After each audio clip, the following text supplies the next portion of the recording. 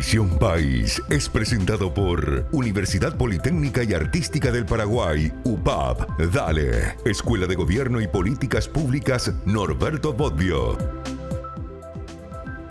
Buenas noches, bienvenidos a Visión País, gracias por acompañarnos. Después de 51 días del asesinato de una adolescente en Coronel Oviedo, nuevamente la sociedad paraguaya se encuentra en una situación de conmoción por la muerte de la niña Melania Montserrat. Y nos preguntamos si es un problema de carácter judicial, es un problema de carácter psiquiátrico o simplemente es desidia estatal lo que en gran medida pudiera explicar este hecho que, por cierto, reiteramos, ha conmocionado a la opinión pública. Creo que es un buen momento para poner en perspectiva varias cuestiones. En primer lugar, la responsabilidad del Estado, con los tres poderes del Estado. En lo que hace al tema fundamentalmente el sistema judicial, el Poder Judicial, con toda su maquinaria, a ver si de qué manera procedió ante, digamos, este hecho que en realidad termina siendo, digamos, una consecuencia o desencadena en la muerte de esta niña de 11 años. Sobre todo porque todo apunta, según las investigaciones que se están realizando, hacia una persona que fue condenada por abusar de esta niña, el presunto autor. Por otro lado, sin lugar a dudas, uno se pregunta cómo es posible que una persona asesine a una niña inocente de 11 años. Y nos preguntamos qué nos pasa como sociedad. Últimamente estos hechos, ¿puede explicar la psiquiatría, la psicología o desborda los parámetros, las categorías conceptuales de estas dos disciplinas, psicología y psiquiatría? ¿Y qué pasa con las instituciones de la sociedad que deben proteger a los niños y niñas de este país? Y que sin embargo ante estos hechos vemos lo vulnerable que son. Porque no es un dato menor que precisamente en este caso la víctima haya sido una niña que forma parte de un nivel socioeconómico pobre. Porque esto es lo que estamos viendo en los medios de comunicación. Un hogar humilde, una familia realmente muy, muy humilde, que hace que obviamente la niña se desenvuelva en un ambiente totalmente vulnerable, aparte del caso judicial que ya de alguna manera envolvía, digamos, a esa trama, a esa convivencia familiar. De eso hoy queremos hablar en Visión País y nos acompañan para poner en perspectiva este tema el doctor José Vera Gómez, psiquiatra forense del Ministerio Público. Muy buenas noches, doctor Vera Gómez, y gracias por aceptar la invitación. Buenas noches, muchas gracias por la invitación. Un saludo a toda la teleaudiencia. También nos acompaña el doctor Jorge Rolón Luna, en este caso como abogado penalista para colaborar. Como siempre agradecemos su buena predisposición con Visión País. Buenas noches, doctor. Muy buenas noches, un gusto estar en este programa como siempre y un saludo también a quien nos acompaña en esta mesa, al doctor Vera. Hubo distintos tipos de pronunciamientos en relación con el asesinato de la niña Melania Montserrat.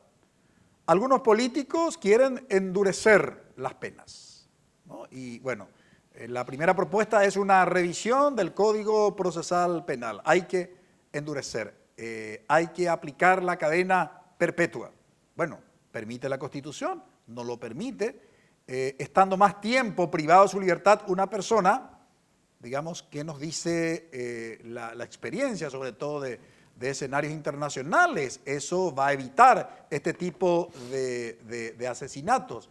En fin, tiene que ser más eficiente el Poder Judicial, porque si hubiera sido eficiente y criterioso el sistema judicial, probablemente se pudo haber evitado la muerte que lamentamos de la niña Melania. Y por supuesto también otros aspectos que se mencionan. Todo eso tendremos en cuenta en nuestro análisis. Le invitamos que nos acompañen. Brevísima pausa.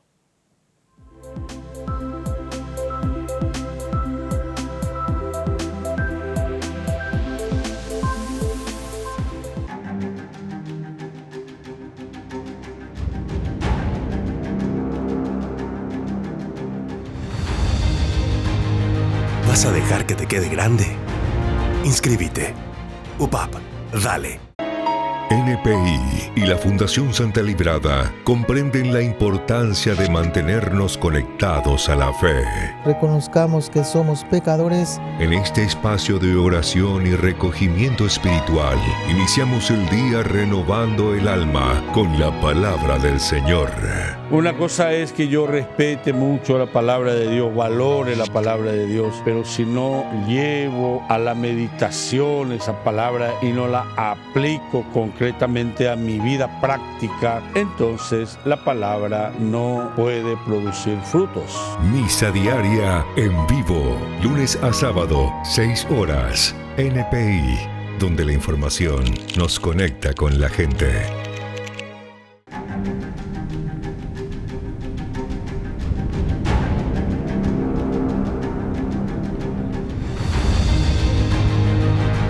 ¿Vas a dejar que te quede grande? Inscríbete. UPAP, dale. ¿Cómo entender desde la psiquiatría el asesinato de la niña Melania Montserrat, doctor Vera Gómez? Bueno, es un tema bastante complejo. Yo no me quiero referir directamente al tema porque no conozco el caso, no he investigado y aparte no puedo hablar así porque si no, yo soy psiquiatra del Ministerio Público. Lo que yo puedo hablar es sobre las personas que en general pueden cometer asesinatos. Y en ese sentido, en casos similares, las personas, por ejemplo, yo tengo el concepto de que avisan previamente, sobre todo si hay una cuestión de pareja, una cuestión de abuso, una cuestión de relación. Yo he visto, cumplí 30 años en la Fiscalía como forense, me estoy jubilando y he visto muchísimos casos. Este tema es muy sensible y le afecta a la gente, sin dudas. Pero mucha gente entonces habla por hablar sin saber lo que hay, por lo menos desde el punto de vista psiquiátrico y psicológico. Nosotros en la Fiscalía lo que vemos es si hay un trastorno mental o no en la persona que comete un abuso, en el delincuente cualquiera, sea robo, abuso, crimen, vemos si tiene o no un trastorno mental para plantear la reprochabilidad o la irreprochabilidad que está a cargo de la gente de la justicia.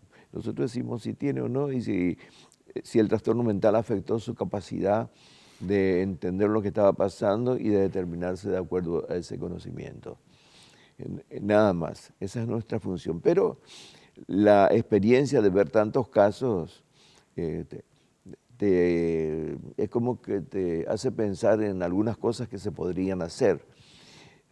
Yo, por ejemplo, he hablado con muchos criminales, he hecho muchas entrevistas con criminales, previo al hecho, después del hecho, he hecho muchas entrevistas con víctimas, previo al hecho, algunas lastimosamente murieron, después del hecho, cuando falló el hecho, digamos, no terminaron vivas, y bueno, porque lo que veo es que mucha gente habla sin haber hecho ninguna entrevista nunca a nadie. Eso a mí a veces medio me molesta, pero lo que pasa es que yo estoy en un lugar muy especial también para entrevistar y para evaluar. Me gustaría volver sobre eso, doctor, porque creo que no es un dato obviamente menor, porque usted no habla desde un lugar solamente de una disciplina científica que es la psiquiatría, sino bajo el paraguas de esa disciplina científica está precisamente dentro del, digamos, del Ministerio Público que le permite lo que usted está diciendo. Quiero volver en una segunda intervención sobre suya sobre ese tema nuevamente. El tema judicial, el sistema judicial, doctor Rolón Luna, en este caso, digamos, y tomamos este caso porque es lo que, como había dicho, lo que conmociona hoy a la sociedad. Pero a partir de este caso probablemente se pueda explicar toda la actuación del sistema judicial. Vuelvo, sobre el caso del asesinato de la niña Melania, ¿qué tipo de análisis se puede hacer en relación con, digamos, el funcionamiento del sistema judicial? Bueno, yo debo ser franco y no conozco en detalle el caso, no lo he estudiado, digamos, de manera puntual.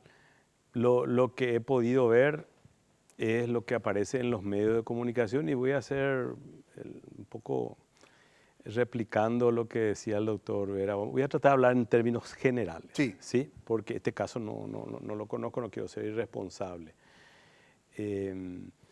Yo creo que lo que está ocurriendo en nuestro país en estos momentos con este tipo de casos, y ese es un tema sobre el cual se puede debatir largamente, probablemente un semestre en algún curso de especialización, tal vez no alcance, y tenemos problemas de tiempo aquí.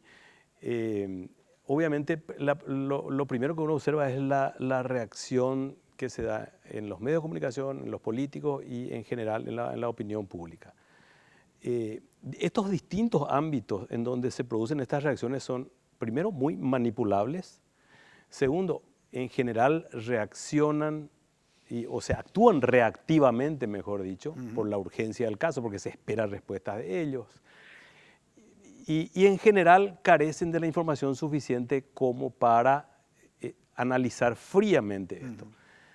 Y realizan operaciones de tipo casuístico para llegar a sus conclusiones y sus propuestas de solución a esto. Entonces, toman este caso y pretenden, por ejemplo, modificaciones a la norma jurídica, y sabemos que la norma tiene un carácter general, ¿sí?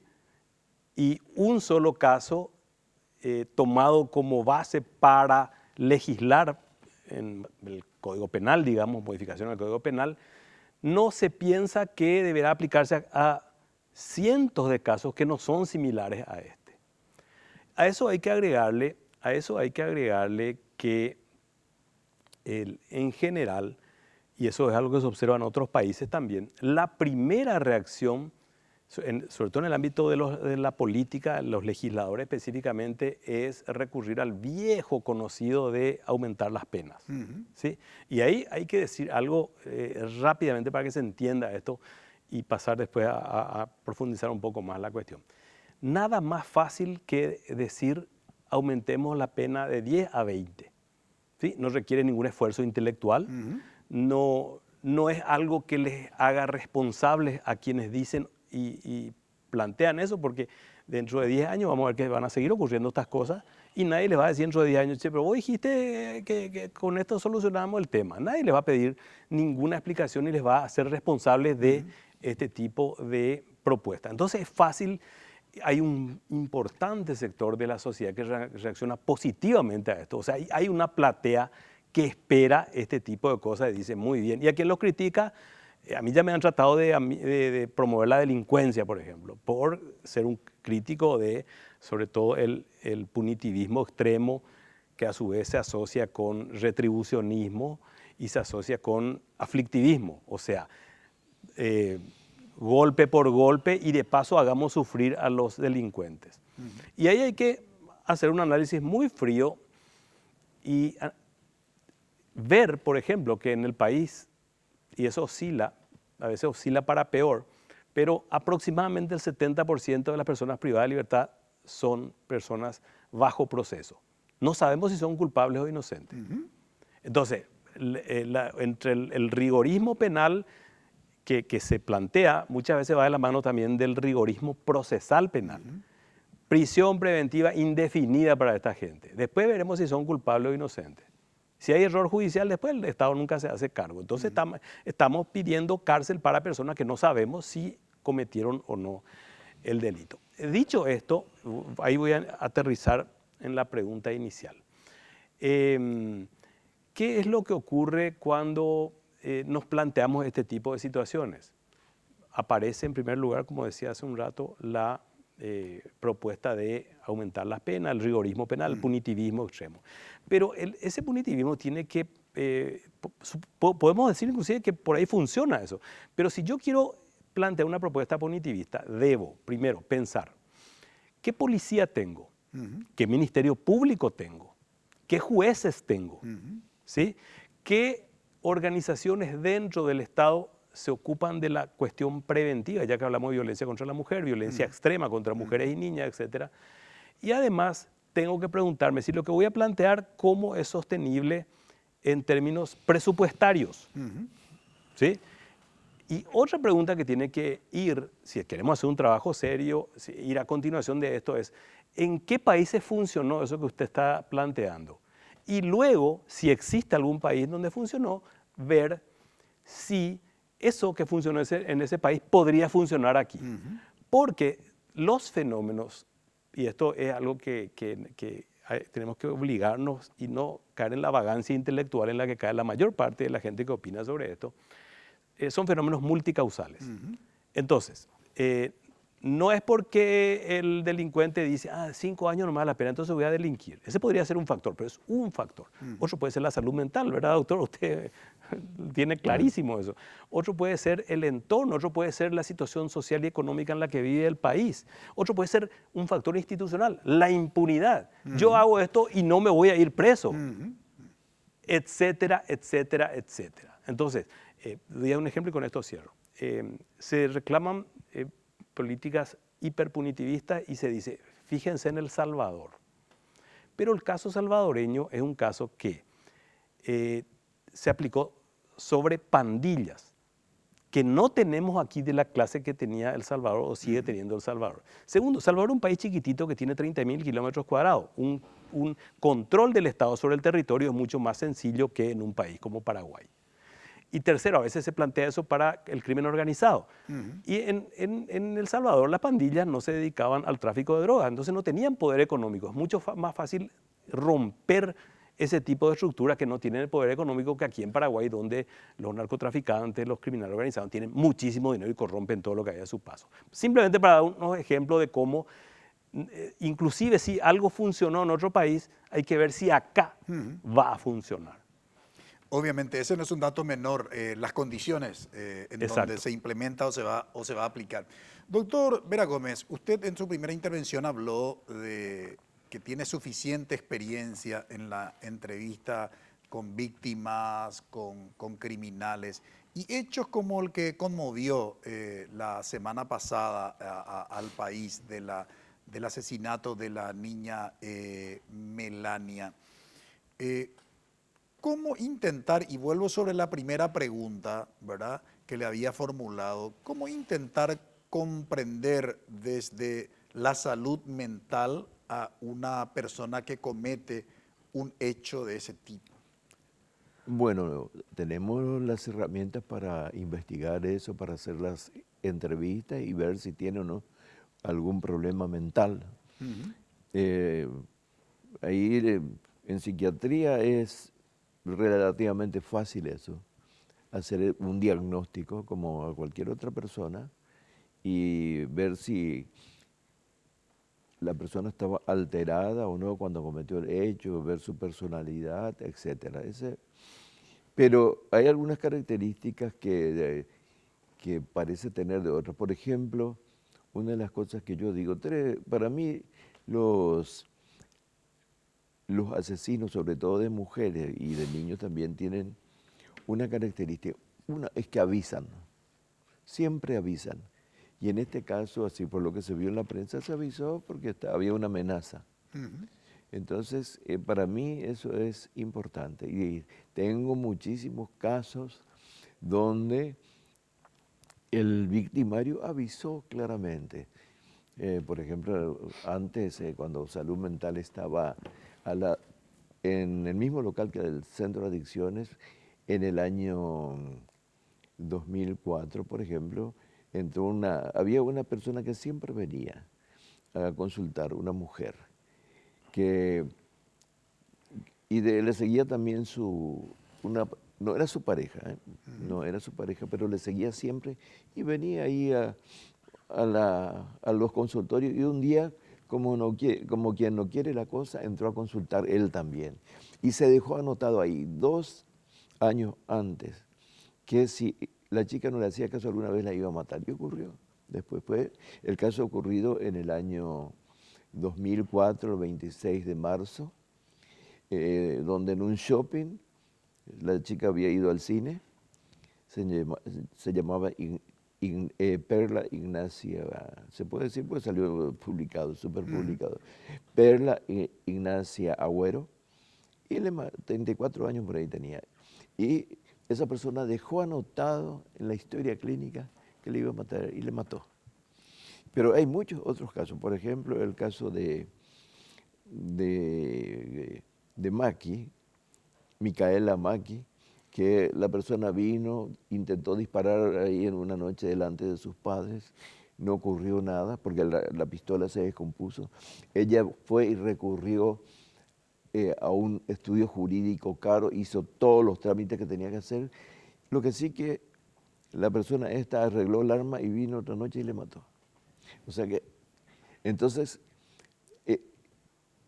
es como que la denuncia y ese tipo de cosas, así como está ahora, no hay mecanismos que prevengan ese tipo de cosas. Conozco casos de 20 denuncias en la comisaría, 20 denuncias en la fiscalía y ocurrió el crimen. Ahora, lo que usted está diciendo, doctor, realmente me deja sumamente preocupado, porque obviamente las ciencias, sobre todo llamadas sociales, muchas de ellas trabajan bastante con datos estadísticos, o sea, con las probabilidades. Y esto que dice el doctor José Vera Gómez, que los casos de feminicidio y de asesinato a niños y niñas, siempre en la mayoría de los casos, según los datos estadísticos, ¿no?, hay un aviso previo, ¿no?, antes de cometer el crimen. Y ahí la pregunta, obviamente, que voy a formular, y vamos a la pausa para cumplir con nuestros anunciantes, es, bueno, ¿y quién es el responsable de que, digamos, ese previo aviso sea una llamada de atención que ponga en alerta a las instituciones que deben actuar para poder evitar la muerte? Brevísima pausa.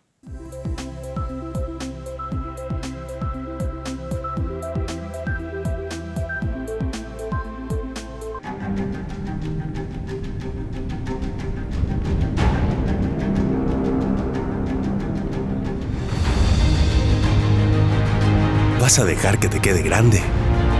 Inscríbete. UPAP. Dale. El LPI, Fito Cabral y Gabriela Sosa Con toda la actualización de las noticias. te mantienen al tanto de los sucesos más importantes. Otra vez un proceso de victimización para la familia de Exacto. Melania, porque una jueza decidió que quien había sido condenado por abusar de Melania participe de la autopsia. Prácticamente un careo absolutamente innecesario en medio de tanto dolor. La información más completa te espera en LPI Ahora. Lunes a viernes, 13 horas. LPI, donde la información nos conecta con la gente.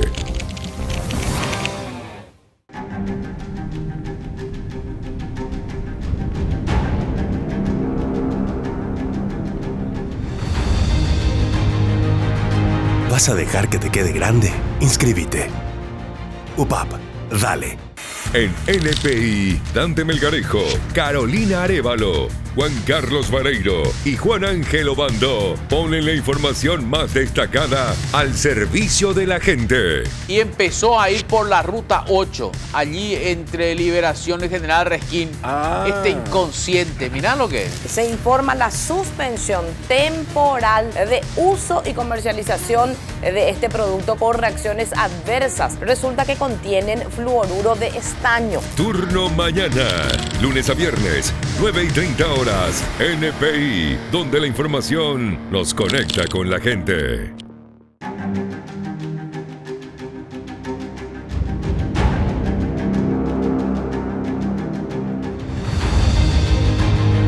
¿Vas a dejar que te quede grande? Inscríbete. UPAP. Dale.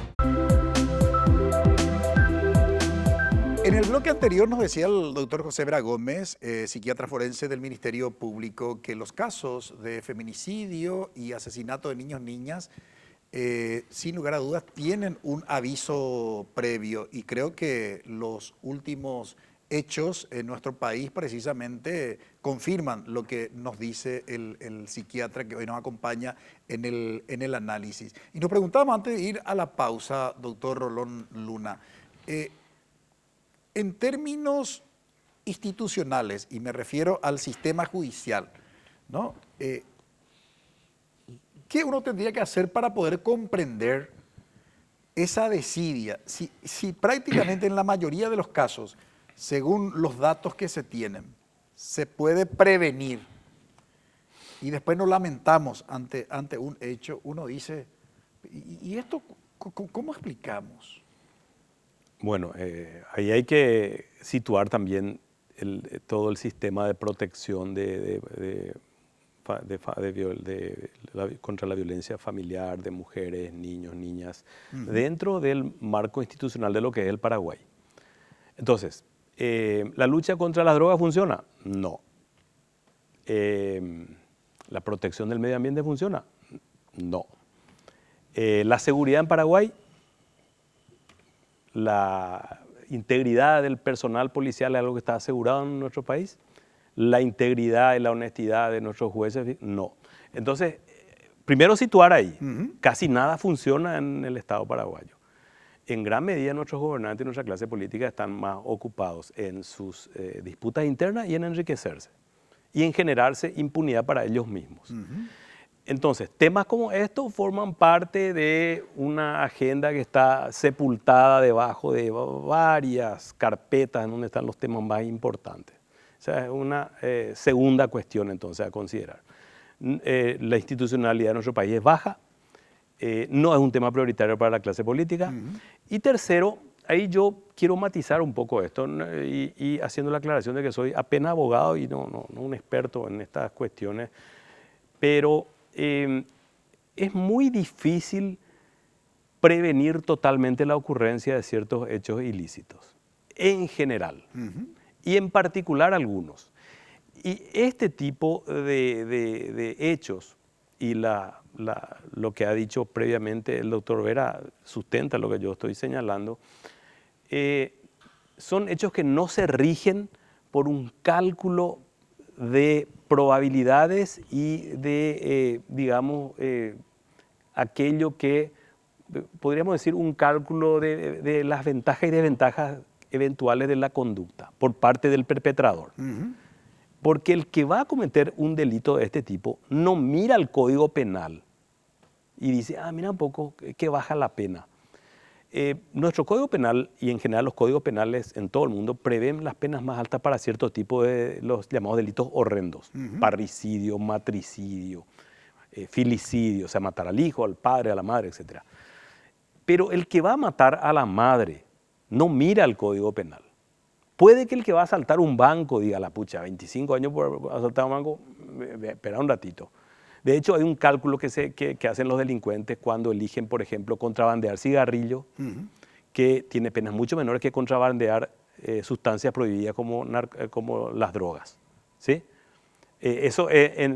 Yo también he hablado mucho con delincuentes por los trabajos que he hecho. Viví y parte de mi vida laboral la realicé visitando cárceles a lo largo de por lo menos 25 o 30 años. Y uno habla mucho con las personas privadas de libertad y aprende este tipo de cosas, de estos mini estudios etnográficos que uno realiza. Entonces, esta gente no realiza cálculos acerca de las eventuales ventajas o desventajas que le pueda generar su conducta. ¿Sí? Están vinculados a aspectos internos de esa persona. Yo ahí no entro porque no soy un especialista, que no se ciñen por el Código Penal, por el Código Procesal Penal y por las normas morales que rigen una sociedad. De hecho, el doctor lo dijo, avisan antes. ¿Qué quiere decir eso? Que tienen una determinación firme y que no va a ser rebasada por ningún tipo de tarea preventiva o de amenaza que el derecho le puede hacer a través de una pena alta, digamos. Y en algún momento, más tarde, más temprano, lo dijo el doctor Vera, no lo digo yo, en su experiencia ha visto muchísimos casos, realizan eso que tienen metido dentro, que lo van a realizar. Dicho esto, hay cosas que se pueden hacer. ¿Sí?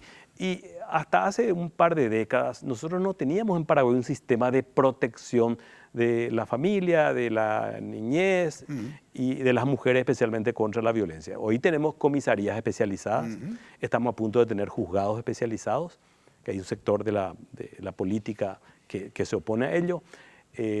Tenemos leyes que protegen.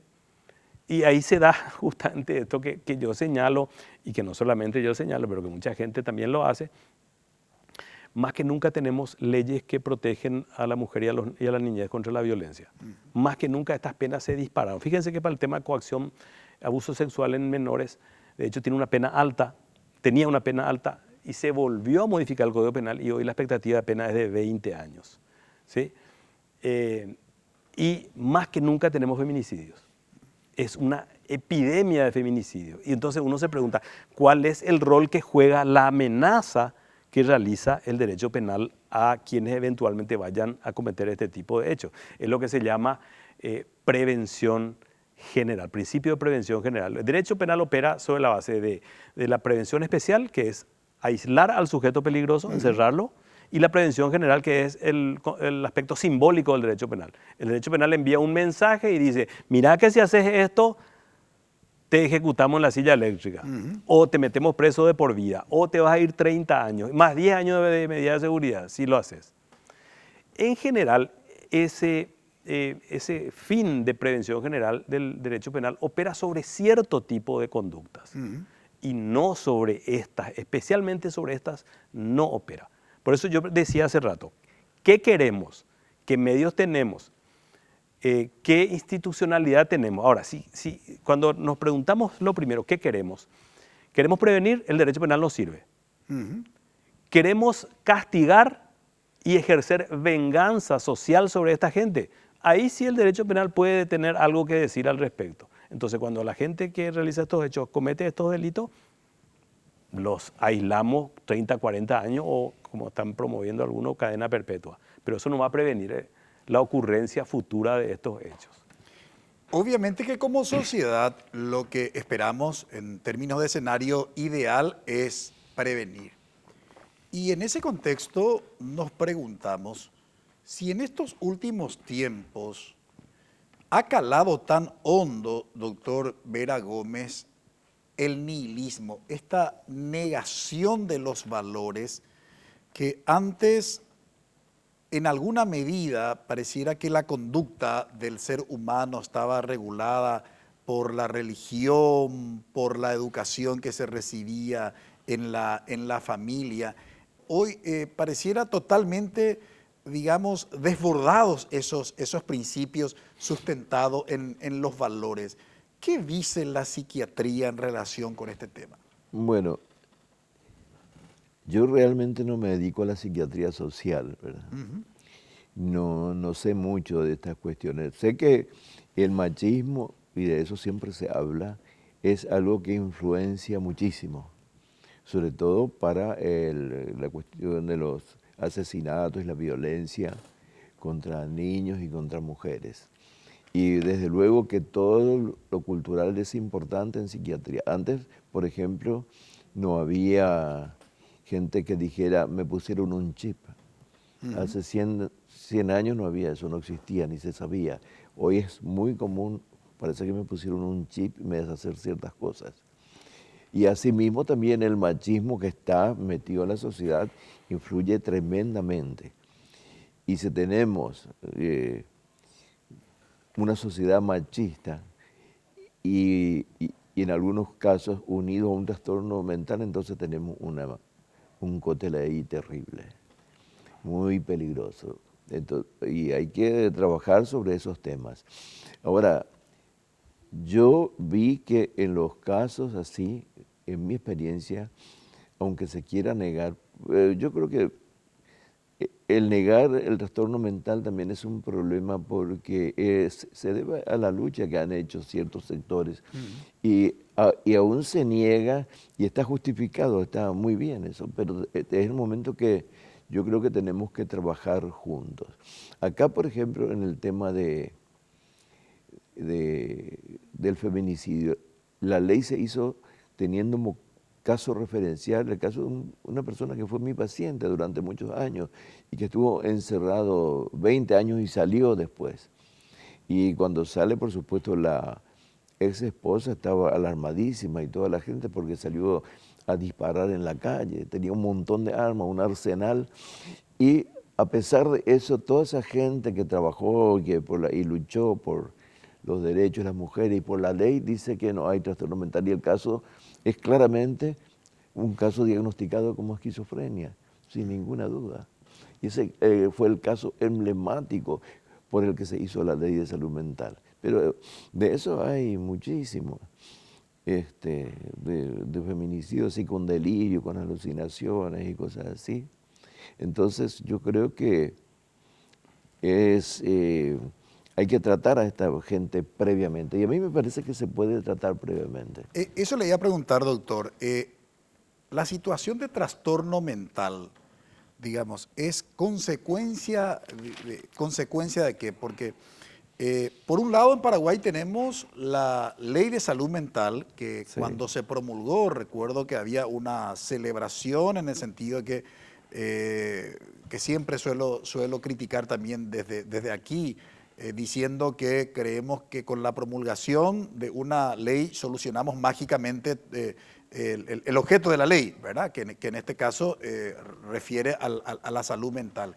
Pero tenemos hoy un dispositivo legal, por un lado. Tenemos sí, una cosa, tenemos un dispositivo legal, pero justamente la parte judicial que tienen todas las leyes de salud mental no está, no hay. No sé por qué, no sé si ella, lo que pasa es que ahí es medio complicado porque hay que ajustar al Código Penal, al Código Procesal. No sé, yo digo, no soy abogado, pero generalmente en las recomendaciones en las recomendaciones internacionales que hay sobre las leyes de salud mental aparece pacientes judiciales y eso no figura en nuestra ley. Bueno, no es un dato menor, digamos, lo que usted está señalando, pero volviendo a la pregunta, el tema de la salud mental, ¿es consecuencia de algo? Es consecuencia de algo. El problema es que ni la misma psiquiatría, ¿sabes? Hay un montón de teorías sobre eso, que puede ser un problema social, problema biológico. Los psiquiatras biologistas dicen, bueno, es un problema biológico. Los psicoanalistas dicen, no, es un problema de la construcción del yo y cosas por el estilo. De la construcción del aparato psíquico. Están los psiquiatras que siguen la sociología, que es un problema social. Bueno, lo que sí que yo creo que hay una mezcla de todas las cosas. El problema hereditario, depende de qué problema también sea. Pero lo que yo creo que sin embargo, la sintomatología aparece. En psiquiatría por eso no se habla de enfermedades mentales. En psiquiatría se habla de trastornos mentales porque no se sabe la base, ni siquiera la base interna biológica no se sabe bien.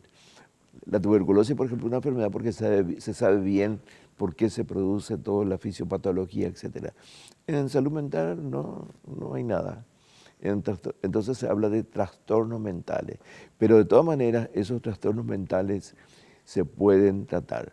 Yo tengo un caso así rápido nomás. Por ejemplo, viene una persona enviada por la esposa, consiguió enviarle y me cuenta que su esposa tenía miles de aventuras amorosas con todos los hombres, era la peor que había. Y así yo me puse en una posición abierta y a este señor le gustó conversar. Entonces ya venía para contarme las aventuras de su esposa. Hasta que un día le digo, mira, con todo lo que me contás, evidentemente vas a estar muy angustiado. Y le di un antipsicótico. La siguiente sesión viene, ¿sabes qué me pasó? Todas esas ideas que tenía sobre mi esposa. Y ella se había comprado un arma. Hasta ahora no le mató a nadie. No es una simple anécdota. Es una cuestión de carácter existencial. Pero para que esa cuestión existencial del hombre pueda ser respondida, obviamente se diseñó en la edad moderna el concepto de Estado. Y el Estado funciona a través de las instituciones. Y en Paraguay, ¿cómo están funcionando las instituciones del Estado como para lograr ese escenario ideal al que hicimos referencia, que es el de la prevención? Prevenir el asesinato de mujeres, de niñas y niños. De eso hablamos a la vuelta de la pausa.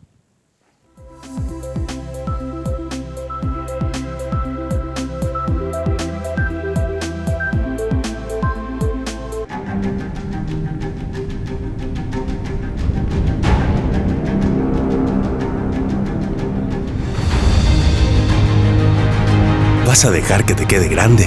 Inscríbete. UPAP, dale. En NPI, Óscar Acosta y Menchi Barrio Canal te conectan con la información. Se identifica como líder de una barra de un determinado club. La propia dirigencia deportiva de los clubes ha apoyado a estos barra brava. Complica el nombre de una institución deportiva. Esta persona realmente era el líder de una estructura gigantesca que se dedicaba al microtráfico a gran escala. En voz alta, lunes a viernes a las 14 horas. NPI, donde la información nos conecta con la gente.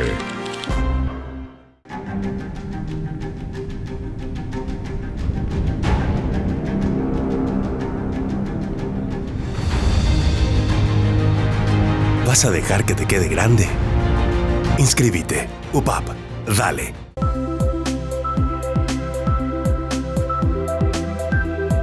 ¿Es prevenible el asesinato de mujeres, de niñas y niños en este país en el marco de la organización del Estado?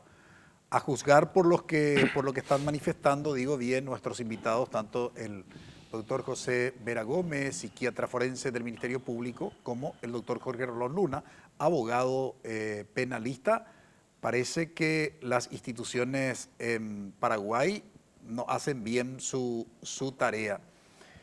¿De qué manera habría que abordar este tipo de problemática, doctor Rolón Luna? El tema del asesinato de mujeres, de niñas y niños. Haciendo la salvedad que no soy un experto en el tema, hay gente que está trabajando el tema de violencia contra la mujer, violencia familiar, etcétera, mucho más preparada que yo en ese campo. Pero es evidente que hay políticas públicas en esa dirección que han funcionado en otros países. Reitero, hay que ver lo que funcionó en otros países, qué tanto podría funcionar aquí. Pero toda política pública, y no solamente una como esta eventualmente, tiene que basarse en evidencia y tiene que tener personas idóneas a cargo y a su vez tiene que tener un buen presupuesto. Sí, esa es la primera cuestión que hay que tener de manera bien clara. Entonces ahí nosotros tenemos un pequeño problema ya de entrada. Las CODENIS, que fueron creadas por ley un tiempo atrás, tienen importantes funciones de carácter preventivo con respecto a situaciones de violencia en la familia y obviamente violencia contra los niños. El modelo clientelista que funciona en nuestro país y que obviamente tiene también un correlato en los gobiernos locales, hace que no siempre en las municipalidades de nuestro país las personas que están en las CODENIS sean personas especializadas en estos temas. Y no solamente especializadas, sino que no sean meros operadores políticos que están ahí para, digamos, tener un salario y llegar a fin de mes y sin un real compromiso con esto. Porque trabajar en niñez, trabajar en todo lo que tenga que ver con niñez, trabajar en derechos humanos en general requiere compromiso, ¿sí? Nosotros también a lo largo del tiempo hemos tenido personas no idóneas, absolutamente desinteresadas de los derechos humanos, por ejemplo, en la Defensoría del Pueblo. Ahí tenemos un ámbito que está perdido para la niñez, que puede ser un ámbito importantísimo para políticas de carácter preventivo. ¿Cuál es el perfil que el Poder Judicial ha elaborado y a su vez compartido eventualmente con el Consejo de la Magistratura para dibujar lo que tiene que ser un juez, un fiscal y un defensor de la niñez? Y ahí entra no solamente el Poder Judicial, el Ministerio Público, el Ministerio de la Defensa Pública, que deberían elaborar perfiles en conjunto y decir, acá no entra un juez o una jueza de la niñez que no responda a estos criterios. Y esos cargos se rifan en nuestro país, se rifan literalmente. Entonces, tenemos otro ámbito del cual he conocido muchísimo en los últimos tiempos por un trabajo que vengo realizando de denuncia de esto que le he puesto un nombre que ha sido muy exitoso, que es mafia de pagarés, que no es un nombre académico. Los juzgados de paz tienen muchísimas competencias y muy importantes competencias, además de situarse en un lugar en donde pueden influir en lo que ocurre en la sociedad, a ese nivel. ¿Y qué pasa? Que los juzgados de paz, y eso me lo decían jueces y juezas de paz con quienes hablé sobre este tema de mafia de los pagarés, que ha convertido a los juzgados de paz en ámbitos que han sido privatizados por empresas de cobranza, casas de crédito, etcétera, y se dedican exclusivamente, casi en cuanto a recursos humanos, tiempo, a cobrar deudas muchas veces ilegítimas. Le dedican un tiempo marginal a los asuntos de familia para los cuales son competentes. Amén de que no tienen funcionarios especializados en el tema. Y después tenemos otros ámbitos como la policía, por ejemplo. Han sido recurrentes las denuncias a lo largo de los años de denuncias desatendidas, mal procesadas y respuestas deficientes desde la policía hacia situaciones de violencia contra la mujer y contra la niñez, que son los ámbitos en donde se detecta a ese que en el futuro, y lo dice el doctor Vera, pero además hay mucha literatura al respecto, es gente que más tarde o más temprano va a realizar un acto de violencia extrema. Porque en esos ámbitos tienen que generarse las políticas públicas y las acciones desde el Estado para actuar preventivamente. En otro nivel está la legislación, y Paraguay siempre está adelantado en el tema de leyes. Nosotros aprobamos todas las leyes de por haber. No tenemos problema con eso. Después no las aplicamos. Tenemos una hiperlegislación, ¿no? No solamente no las aplicamos, sino que no destinamos recursos y personal especializado para hacer cumplir esas leyes. Entonces, ahí tenemos un problema. Y eso es un problema que hay que ponerlo sobre la mesa. ¿Qué es lo que se pone sobre la mesa?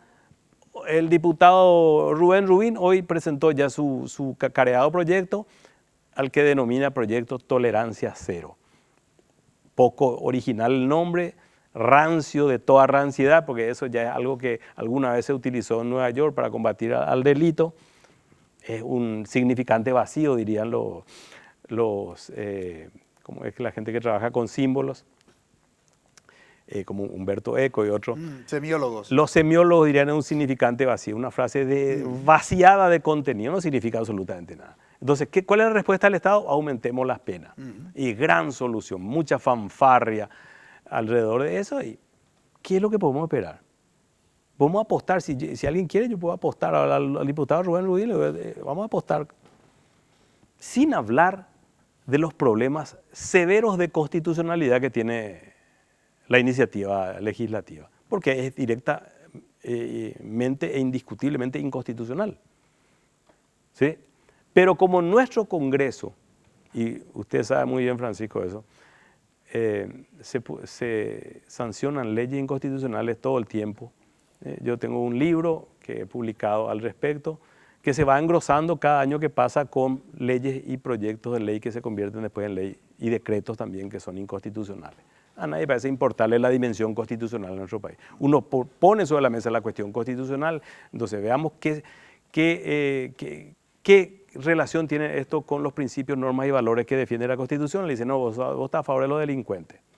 Y además, vuelvo a la parte jurídica constitucional, hay normas constitucionales que nos obligan a destinar recursos y políticas públicas para defender a la niñez de todo tipo de violencia. Que más de lo que estamos haciendo. ¿Cuánto gastamos en proteger a nuestros niños? Esas son las preguntas que tenemos que respondernos. ¿Cuánto gastamos? ¿Qué tipo de personal destinamos a esas políticas públicas? ¿Cuáles han sido los resultados? ¿Cuáles han sido las medidas que se tomó sobre la base de la evaluación de los resultados? Bueno, esta política pública no funciona. Estos funcionarios, no, valga la redundancia, no funcionan. Cambiemos, veamos si el perfil que tenemos de estos funcionarios es algo que se ha elaborado correctamente y responde a las necesidades que tenemos, etcétera. Eso es política pública seria. ¿Qué tenemos? Hoy se presentó una figura inventada que se llama prisión permanente revisable y pena de hasta 90 años. Un disparate por donde se lo mire, aparte, como decía, de su inconstitucionalidad. Interesante lo que plantea el doctor Rolón Luna, porque comenzó a enumerar distintas figuras de carácter institucional que, si eventualmente funcionaran en términos de perfil y en términos de recursos, no es un sueño pensar en la prevención. Pero desde el punto de vista del educativo, y no solamente la educación como sistema que se desarrolla en las instituciones educativas, sino también la educación que uno recibe en la familia, doctor Vera Gómez, si tuviéramos que pensar en la prevención justamente del asesinato de mujeres, de niños y niñas, ¿qué usted sugeriría, digamos, qué es lo que habría que abordar, considerar? Por supuesto que la educación en la familia y todo lo demás, mejorar todo el aspecto social va a tener una influencia fundamental, pero para mí es una cuestión a largo plazo. Yo no sé si eso puede funcionar rápido, pero a mí lo urgente es el tratamiento inmediato. Yo como psiquiatra de consultorio, ¿verdad? Es el tratamiento inmediato cuando alguien avisa que quiere matar. Y el tratamiento ahí, y el tratamiento obligatorio. Yo no sé, ahí hay problemas legales, puede haber, porque no sé cómo se puede manejar eso, pero en algún otro lado ya se planteó el tratamiento psiquiátrico obligatorio. Y para mí es así, el tratamiento psiquiátrico y psicoanalítico obligatorio, no solamente psiquiátrico. Porque la gente avisa y no se toman las medidas. Pero yo tengo numerosos casos, y como decía, el caso de Micaela Maki, por ejemplo, que avisó, tomó medidas con un estudio jurídico importante, hizo lo que tenía que hacer, no sé, pero no sirvió para nada. Porque el tema es que, por ejemplo, ahora se le encierra a una persona, después se le larga. Y estas personas no tienen tiempo. Yo digo, no tienen tiempo, no tienen estado civil, porque no importa si es casado, divorciado o viudo, no importa. Una persona puede haberse casado, tener ya su pareja, la otra también ya tiene su pareja, tiene una familia, igual más sigue ahí en la mente de esa persona y va y le mata. Eso ha ocurrido. Puede estar 10 años, no hay tiempo, puede matarle hoy o puede ser dentro de 10 años o dentro de 20. Y lo que pasa es que va, por ejemplo, 10 años y en esos 10 años no se hizo absolutamente nada para mejorar la salud mental, pero nada, cero. Entonces sale igualito que cuando entró, con todas las ganas e inclusive con más rabia para matar. Y entonces es así. Y hay que hacer. Yo creo que no. A mí me gustaría que, aunque sea experimentalmente, se deje a un equipo hacer un tratamiento psiquiátrico obligatorio. Porque yo dije, como dije, yo he experimentado en algunos casos reales y ha resultado, por ejemplo, darle un antipsicótico a una persona con delirios así de celos, porque esos son peligrosos. Son mucho más peligrosos las personas celosas que fantasean con que le engañan que las que tienen un engaño real. Porque tienen un engaño real y simplemente se separan o solucionan de alguna manera, hablan. Pero cuando es de la fantasía, cuando es delirante, ahí es una cosa absolutamente peligrosa. Dentro del sistema judicial, doctor, ¿hay un tratamiento, digamos, psiquiátrico para aquellos casos que ameritan? Yo soy psiquiatra del Ministerio Público y evalúo sobre lo que dice el artículo 23 del Código Penal, sobre la reprochabilidad o irreprochabilidad. Pero tengo entendido que hay una psiquiatría penitenciaria que pertenece también a la psiquiatría forense. Yo nunca me dediqué a eso, pero hay psiquiatras por lo menos en la penitenciaría de Tacumbú. Pero no sé, lo que pasa es que seguramente se reduce todo con esa superpoblación, no se puede tener tampoco un tratamiento muy personalizado. Ahora, y a nivel de espectro social, con la ley de salud mental y la cantidad de psiquiatras que, digamos, están formados en Paraguay, que creo que no llega a 120, ¿hay recursos suficientes como para poder afrontar en términos de política pública Yo este creo tema? que no todavía. Ese es un tema complicado.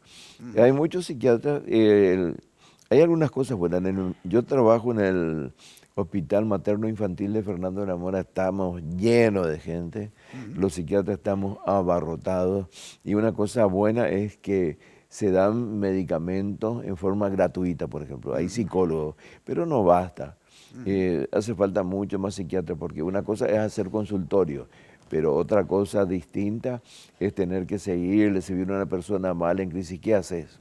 ¿Cómo le haces el seguimiento? Que necesite internarse, necesite quedarse, necesite ver todos los días. Eso es difícil. 2 veces por semana yo me voy. Y el otro psiquiatra 2 veces por semana también. Es insuficiente. Pero por lo menos se le da medicamentos, y medicamentos que son algunos costosos. Y ahí tienen gratis. Siempre estamos con el dilema de la condición necesaria y la condición suficiente. Ustedes podrán sacar sus propias conclusiones. Muchísimas gracias, doctor Jorge Rolón Luna. Gracias por el espacio. Un placer, como siempre, estar en este programa. Muchísimas gracias, doctor José Vera Gómez, por colaborar. Muchas gracias. Ha sido un reencuentro después de algún tiempo. Realmente, después de varios años nuevamente coincidimos en un programa. Un gusto. Muchas gracias por la invitación. El gusto ha sido mío. Brevísima pausa. A la vuelta presentamos nuestra conclusión.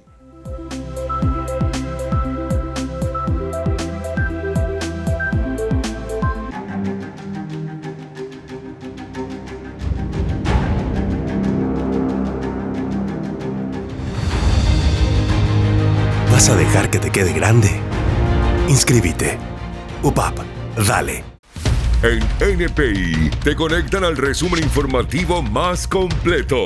Este caso nos interpela como sociedad que el hoy imputado ya había sido condenado por haber abusado de la pequeña Melanie. Un juez consideró que él mismo podía tener una medida alternativa a la prisión y vivía a 200 metros de quien años atrás había sido su víctima. Los padres de familia solicitaron poder tener acceso al cuerpo sin vida del niño y corroboraron una herida a la altura de la cabeza que les llevó a hacer una denuncia por negligencia médica. El análisis profundo te espera en La Jornada, lunes a viernes, 21 horas, NPI, donde la información nos conecta con la gente.